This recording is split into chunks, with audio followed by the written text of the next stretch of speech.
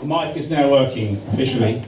Sorry about the mic. I'll have a chat with the people upstairs because it's not our fault in the interval, and see if I can get the loose screw tight or whatever.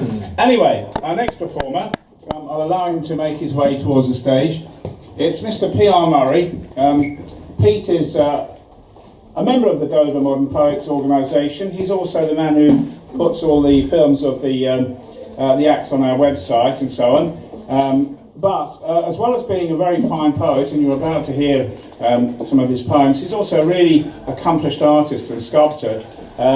He's next included in an exhibition of the Free Painters and Sculptures Show, which will be in December in London. But watch out for that name, P.r.Murry. Anyway, here he is. I'll just point the mic in his direction. I hope it continues to work.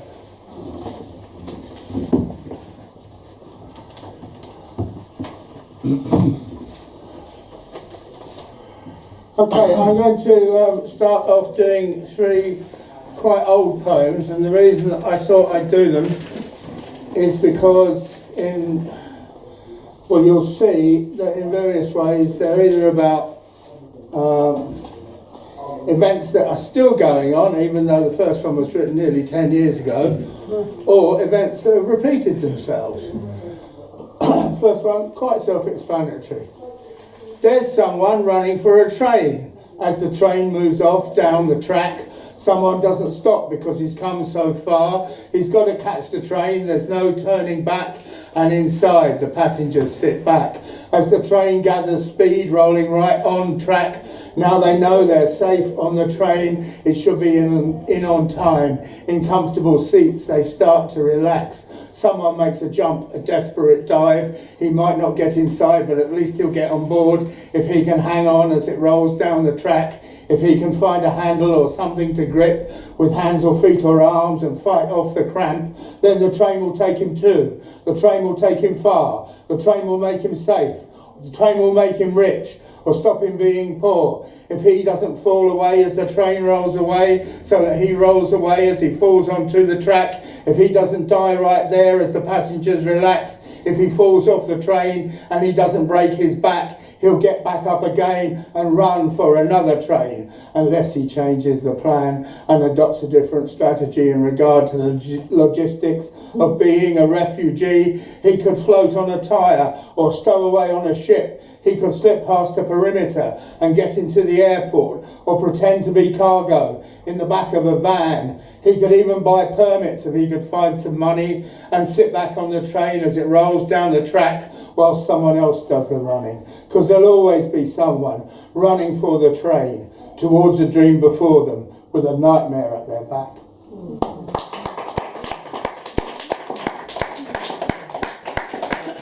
And this one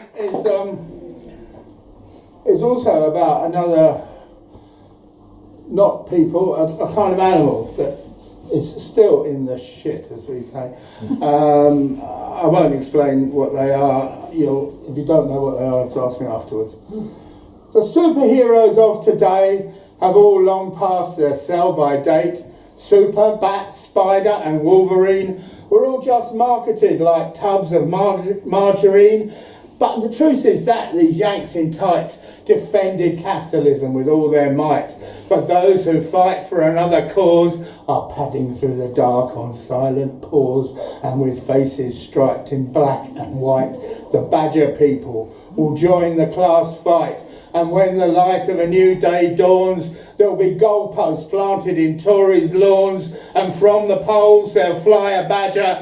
Call the bankers, not the badgers. Capitalists may strengthen walls and gates, but it's all too little and all too late. A different future now starts to take place. It's got black and white stripes on its furry face.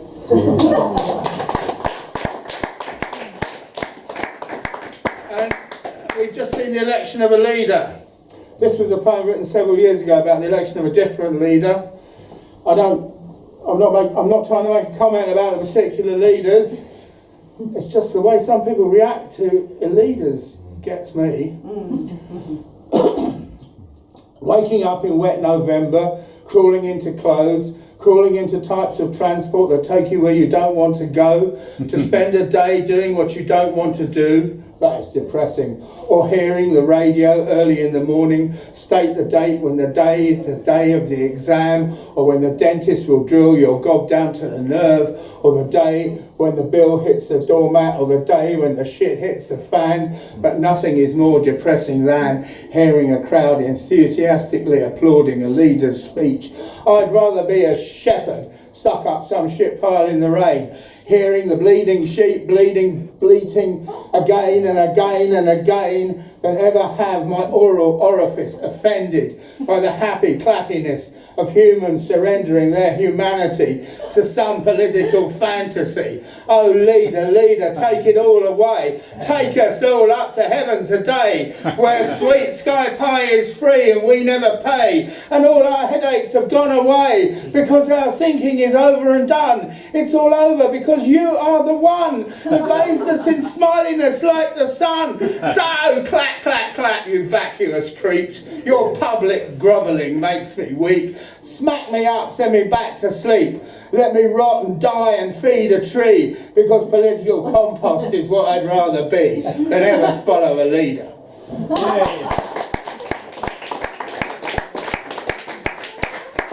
Okay, this is a new poem. I suppose it's about disability. And in case anybody doesn't know, there's a couple of English colloquial expressions in here, which is kicked the bucket and popped my clogs, both of which are ways of saying dying. Okay, I almost kicked the bucket in a well-known high street mini supermarket on an unpleasant rainy evening. I thought that I really was about to pop my clogs. There was a poster of a woman with a well-groomed golden Labrador there. She and the dog smiled because they were allegedly content with some product or other. She and the dog smiled as my heart seemed to be surging up into my mouth. She and the dog smiled as produce swam before my eyes. I gripped the edge of a shelf like Olympic in an Atlantic gale. I thought, this cannot be. I am too important to myself. It is not the appropriate place for the end of me. If this was not a good day to die. So I fought back the nausea and panic. I don't feel well, I croaked to the manager. He brought me a plastic chair. I sat on it, sweating and panting and gasping the air-conditioned air, staring at a tsunami of shoppers surging off fetid tubes and buses, eager to buy dried pasta, tin toms, cheap booze and whatever stuff was described as food on the packaging.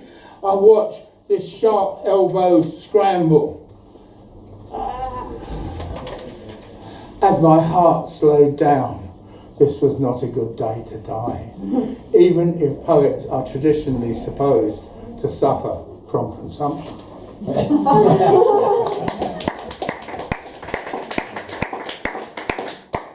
Okay, and now back to the past, back to an incident that happened in London Zoo.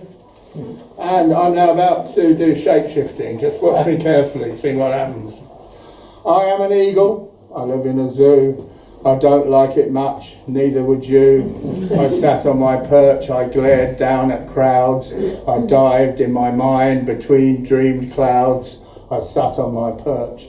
I stared at the wall, but I saw a sky with no bars at all. I sat on my perch. I sat on the floor. I tried to imagine what it feels like to soar. Then, God of Eagles, may good luck for me. One unlocked moment, enough to fly free. Life without a cage was too short and sweet. Wide London sky, killed dogs to eat.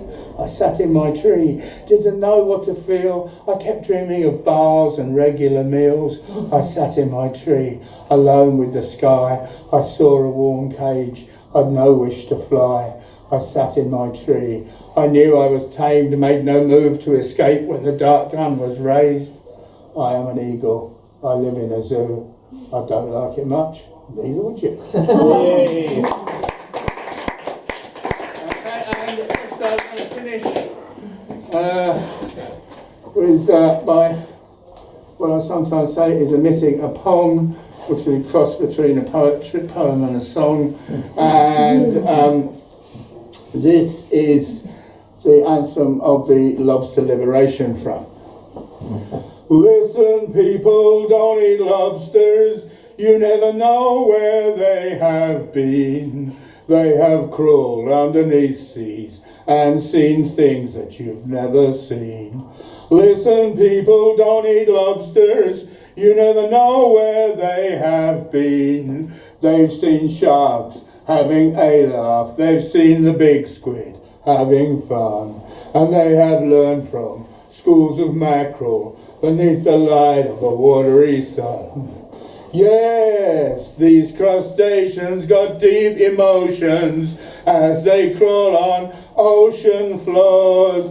Lobsters have codes, lobsters transmit, lobsters kiss with their strong, sharp claws.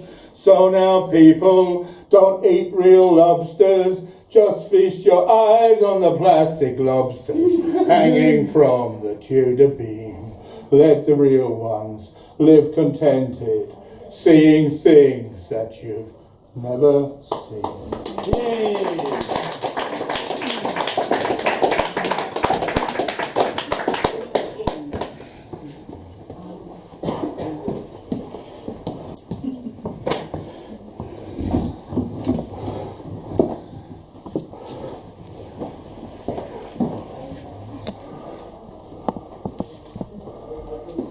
I think you'll all agree, he's a very authentic and charismatic character. I think he should be our leader. P.r.murry.